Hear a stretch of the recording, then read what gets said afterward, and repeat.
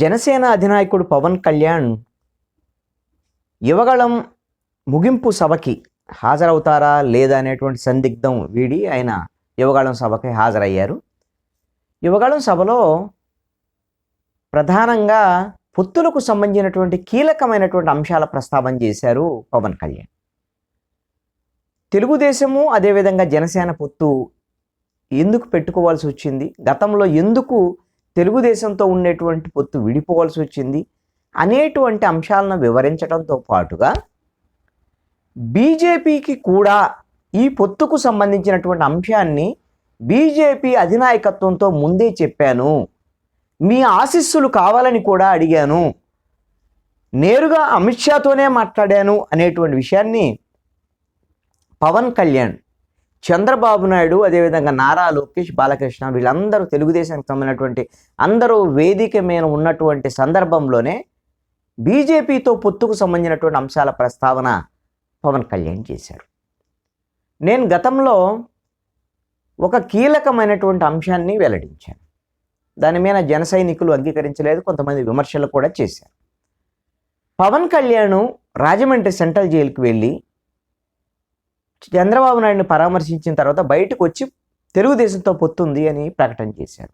బీజేపీతో కూడా మాతో కలిసి వస్తుంది బీజేపీ కూడా, అందుకు తన వంతు ప్రయత్నం చేస్తాను అనేటువంటి విషయాన్ని కూడా అప్పుడు పవన్ కళ్యాణ్ చెప్పున్నారు. అయితే కేంద్రంలో అధికారంలో ఉన్నటువంటి బీజేపీ ఒక జాతీయ పార్టీ, కనీసం తను కూడా గెలవనటువంటి ఒక 10 ఏళ్లలో అనేకమైనటువంటి పరాజయాలు చూసినటువంటి ఒక జనసేన పార్టీ, అలాంటి పార్టీ తనంత తానుగా తెలుగుదేశంతో పొత్తులు పెట్టుకొని ఆల్రెడీ బీజేపీతో పొత్తులో ఉండి తెలుగుదేశంతో పొత్తు పెట్టుకొని బీజేపీ కూడా మాతో వస్తుంది అని చెప్పి అంత ధైర్యం చేశాడు అని అంటే ఇది బీజేపీ రోడ్ మ్యాప్లో భాగమే. బీజేపీ ఆదేశాల మేరకే, బీజేపీ ఆమోదం మేరకే పవన్ కళ్యాణ్ తెలుగుదేశంతో పొత్తును ప్రకటించారు అనేటువంటి విషయాన్ని ఆ రోజు నేను చెప్పాను. దానికి సూత్రప్రాయంగా ఒక స్పష్టత ఇచ్చారు యువగళం సభలో పవన్ కళ్యాణ్. తాను తెలుగుదేశం పార్టీతో పొత్తు పెట్టుకున్నటువంటి సందర్భం, ఇక్కడ ఆంధ్రప్రదేశ్లో ఉన్నటువంటి పరిస్థితులు ఇవన్నీ అమిత్ షాకి వివరించాను. ఆంధ్రప్రదేశ్లో వైఎస్ఆర్ కాంగ్రెస్ పార్టీని ఎదుర్కోవాలి అని అంటే ఇప్పుడు మళ్ళీగిన వాళ్ళు గెలిస్తే ఇక ఏ రాజకీయాలు ఉండవు, కత్తులు కర్రలు పట్టుకొని వాళ్ళతో వీధి పోరాటాలకు దిగాల్సినటువంటి పరిస్థితులు ఆంధ్రప్రదేశ్లో వస్తున్నాయి. అసలు వీళ్ళకు ప్రజాస్వామ్యం అంటే గౌరవం లేదు, మా మీద కేసులు పెడుతున్నారు. అదేవిధంగా నేను సినిమాలు రిలీజ్ చేసుకోవాలంటే నా సినిమా టిక్కెట్ల విషయంలో కూడా ఆర్ఐలు, ఎంఆర్ఓల దగ్గర నుంచి చీఫ్ సెక్రటరీల వరకు దాని మీద ఆ వ్యవస్థల మొత్తాన్ని ఉపయోగిస్తున్నారు, మా మీద కక్ష సాధింపుకి అక్రమంగా కేసులు పెడుతున్నారు, దాడులు చేస్తున్నారు. ఇవన్నీ ఎదుర్కోవాలి అని అంటే ఖచ్చితంగా అందరూ ప్రతిపక్షాలన్నీ పొత్తుతో కలిసి వెళ్లాల్సినటువంటి పరిస్థితులు ఉన్నాయి అని కేంద్ర అధినాయకత్వానికి, బీజేపీ అధినాయకత్వానికి చెప్పాను.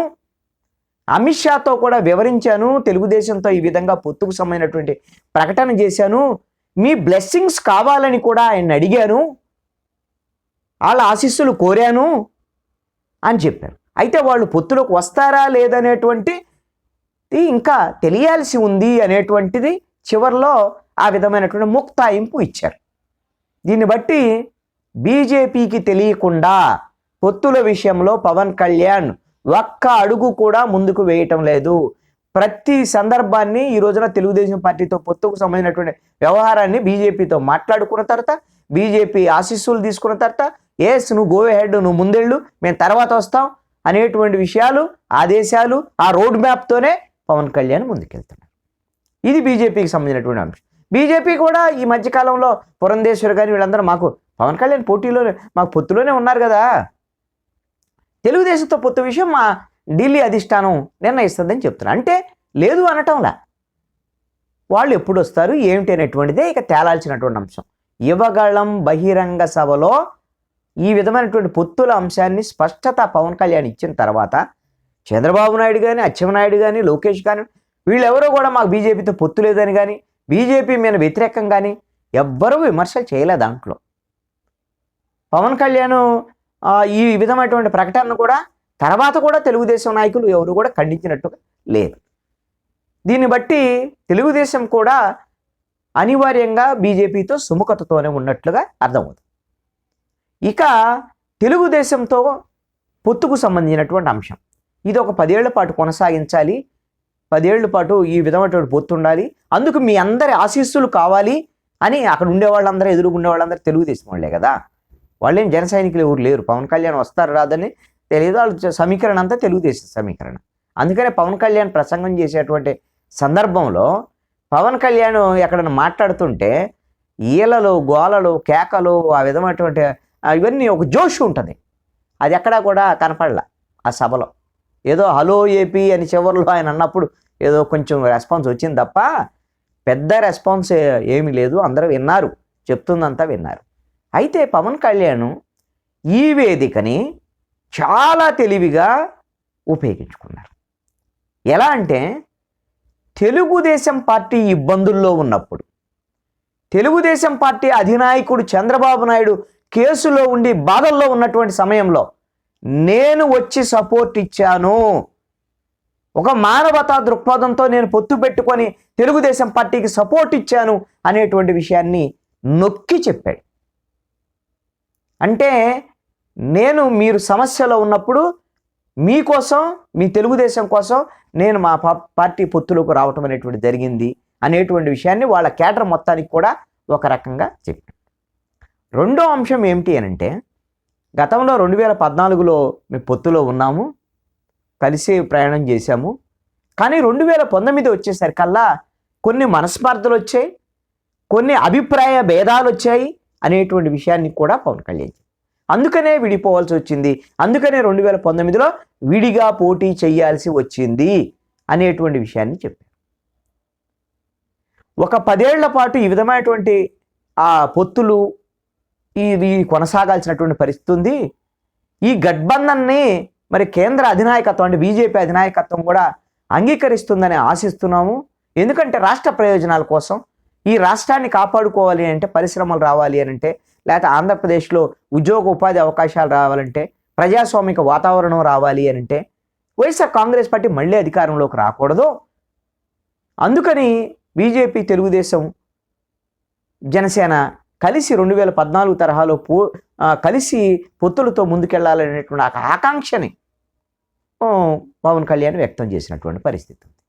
మరి దీని మీద ఈ గఠబంధన్, ఈ పొత్తుకు సంబంధించినటువంటి అంశం మీద ఆల్రెడీ అధినాయకత్వంతో మాట్లాడుతున్నాడు కాబట్టి, మధ్యవర్తిత్వం వహిస్తున్నారు కాబట్టి పవన్ కళ్యాణ్, మరి ఎప్పుడు తెలుస్తుంది ఏమిటి అనేటువంటిది తేలాల్సినటువంటి అంశం.